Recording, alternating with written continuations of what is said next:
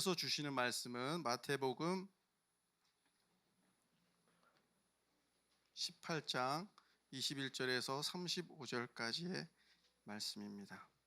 저와 여러분이 한 절씩 교독하도록 하겠습니다.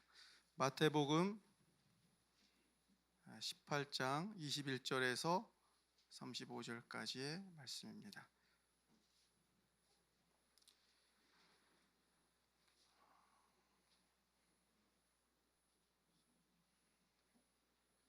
제가 먼저 봉독합니다. 그때 베드로가 나와 이르되 주여, 형제가 내게 죄를 범하면 몇 번이나 용서하여 주리까? 7번까지 하오리까? 예수께서 이르시되 내게 이르노니 7번뿐 아니라 7번을 70번까지라도 할지니라. 그러므로 천국은 그 종들과 결산하려 하던 어떤 임금과 같으니 결산할 때에 10,000달란트 빚진 자 하나를 데려오매 갚을 것이 없는지라 주인이 명하여 그 몸과 아내와 자식들과 모든 소유를 다 팔아 갚게 하라 하니 그 종이 엎드려 절하며 이르되 내게 참으소서 다 갚으리이다 하거늘 그 종의 주인이 불쌍히 여겨 놓아 보내며 그 빚을 탕감하여 주었더니 그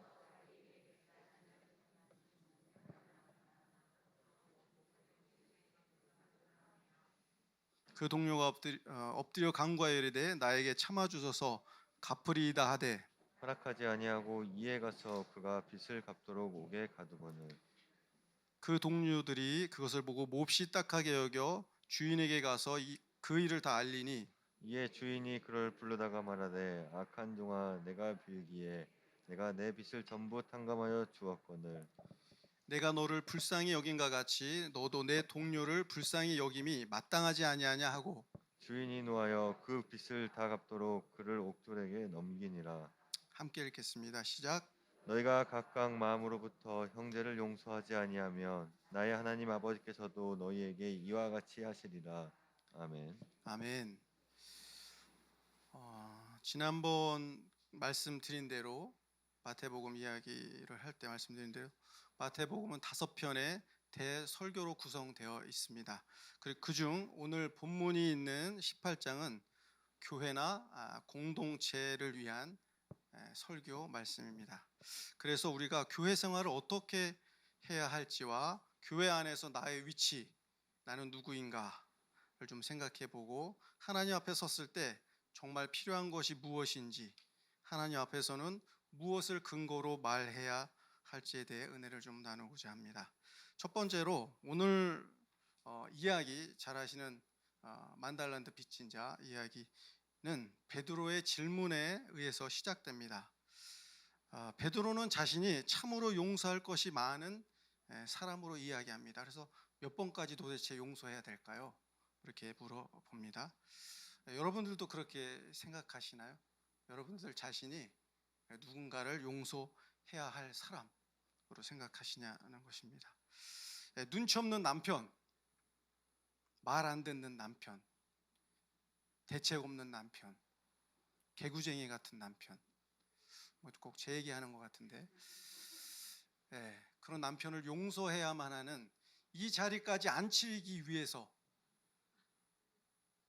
그 모든 걸 견뎌내야 하는 혹시 그런 자신이라고 생각하시는지 모르겠는데, 그런데 중요한 것은 그것은 베드로의 착각에서 시작된 질문이라는 것입니다. 누군가를 용서해야 되는 사람, 사실 우리의 모습이라고도 할 수 있습니다. 내 주변에는 참 실수도 많고 부족한 것도 많고 별것도 아닌데 삐지고 소리 지르고 뒷담화하고 그런 사람들이 많다고 생각해 보셨는지 모르겠습니다.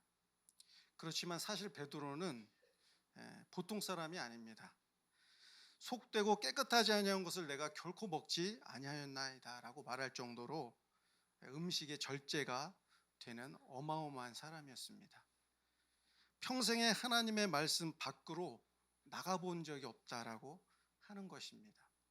하나님 앞에 얘기하는데 여러분 거짓말을 할 수 있을까요? 옆에 있는 사람에게는 나 정말 정직해라고 말할 수 있겠죠. 거짓말한 걸 들키지 않았다면. 근데 하나님 앞에 베드로는 내가 평생 하나님의 말씀 밖으로 나가본 적이 없습니다.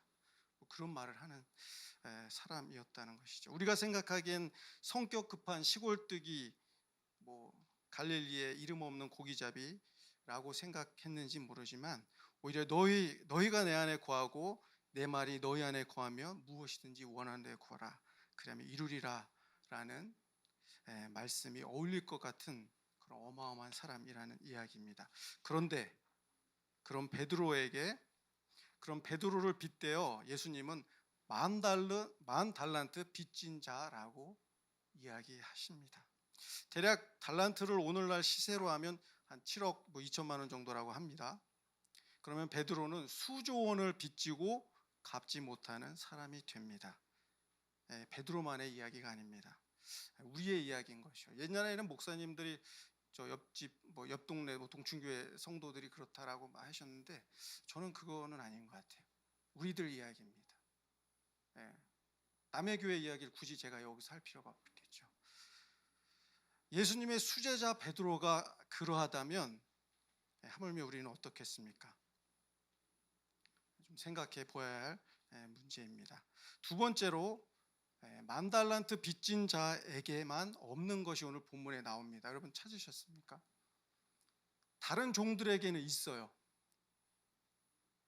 그리고 심지어 하나님도 있습니다. 근데 만 달란트 빚진 자에게만 오늘 본문에 보시면 없는 게 있어요. 뭘까요?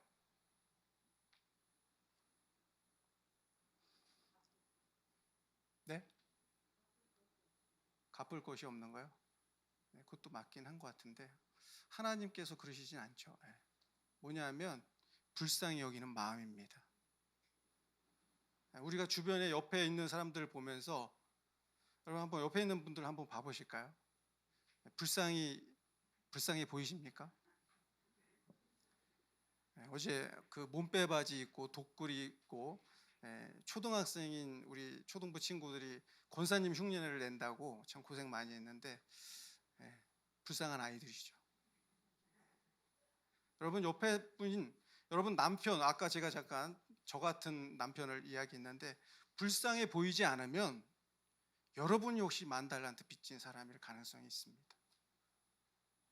내 안에 정말 힘들고 고생하고 아이들 키우고 하는데도 당연한 것으로 생각하신다면 여러분들이 바로 만 달란트 빚진 자란 이야기입니다. 여러분들에게만 없는 불쌍히 여기는 마음, 너무나 중요합니다. 세 번째로, 천국에는 오늘 이야기를 통해서 알 수 있는 게, 천국에는 반드시 결산이 있다는 것입니다. 근데 감사하게도 그 하나님께서 나중에 여러분들을 심판대에 놓으시고 결산하는데, 빚을 갚았느냐 빚을 갚지 못했느냐로 결산하지 않는다는 것입니다. 뭘로 결산했죠? 오늘 본문에 용서했느냐 용서하지 않았느냐로 결산하신다는 겁니다. 꼭 기억해 두시기 바랍니다. 마지막으로, 이 천국 이야기는 그렇게 생각하면 이 천국 이야기는 다시 한번 말씀드리지만 누구를 위한 것일까요? 우리를 위한 것입니다. 옆에 있는 분들 한번 볼까요? 옆에 있는 분들을 위한 것입니다.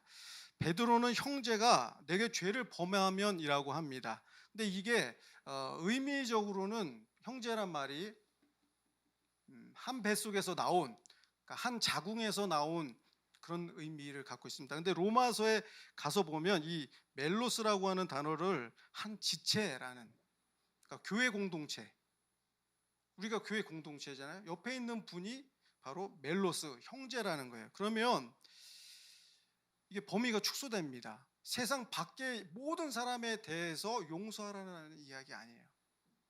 교회 안에서 용서하라는 것이죠. 그리고 더 중요한 거는,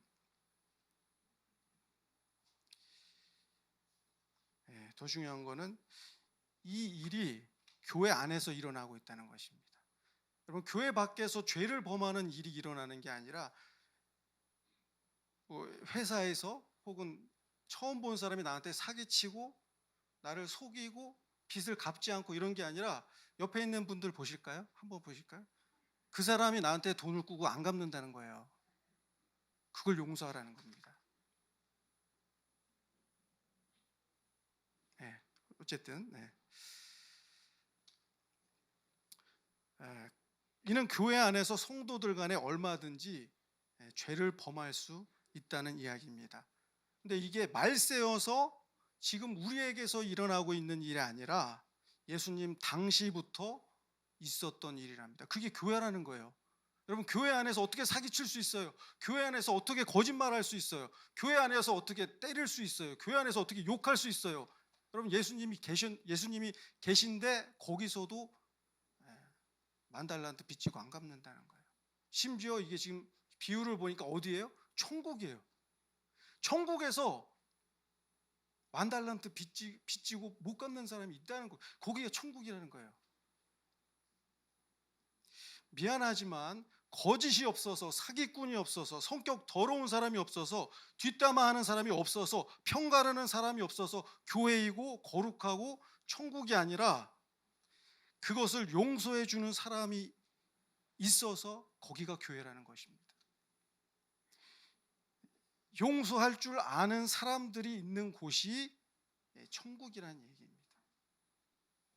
그럼 당연히 죄를 짓는 사람도 있겠죠. 당연히 용서하는 사람도 있다는 얘기는.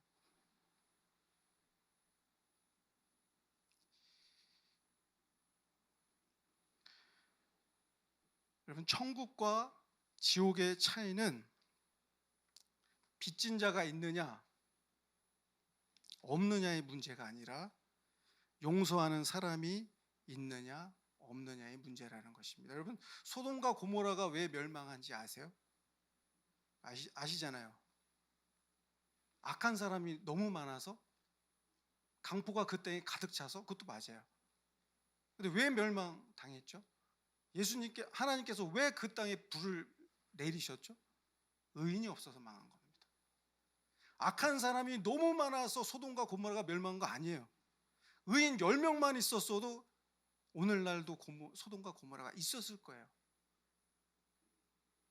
우리 세움교회 성도분들이 거기 10명만 있었어도 소돔과 고모라가 아직까지 있었을 텐데. 어쨌든 그렇습니다. 여러분, 하나님 앞에 설 때는, 오늘 결산을 한다고 하니까, 하나님 앞에 설 때는 우리가 행한 기적이나 우리가 본 환상이나 우리가 이룬 역사가 의미 없습니다. 오늘 본문과 같이 하나님께서 우리에게 하신 말씀으로 그 앞에 서야 합니다. 또 우리가 할 말이 있다면 우리는 무익한 종입니다. 우리가 하여야 할 일을 한 것뿐입니다 라는 말씀입니다. 여러분, 이것이 바로 예수님께서 우리에게 가르쳐 주신 주기도문입니다. 여러분, 주기도문 이따 하겠지만, 용서받으려고 하는 자 먼저 뭐 하라고요? 용서하라고. 주기도문에서 우리가 할 게 없어요. 우리가 해야 할 게 아무것도 없어요. 딱 한 가지 있는데 먼저 용서해야 한다는 것입니다. 이것이 바로 오늘 예수님께서 이 땅에 오신 이유입니다. 여러분들을 위하여. 여러분들 누구라고요? 만 달란트 빚지고 안 갚는 사람들. 옆 사람이 나한테 갚지 않은 것만 생각하지 마시고 여러분들이 먼저 큰 빚을 지고 못 갚는 사람이란 것 잊지 않으시면 여기가 바로 천국입니다. 1만 달란트 빚진 자 같은 우리를 용서하시기 위해 오신 예수님을 함께 축하드리고, 지금처럼 예수님처럼 죄 지은 모든 형제 자매를 용서하시고 그것으로 예수님의 오심을 축하하는 모든 세움교회 성도분들 되시기를 예수님의 이름으로 축복합니다.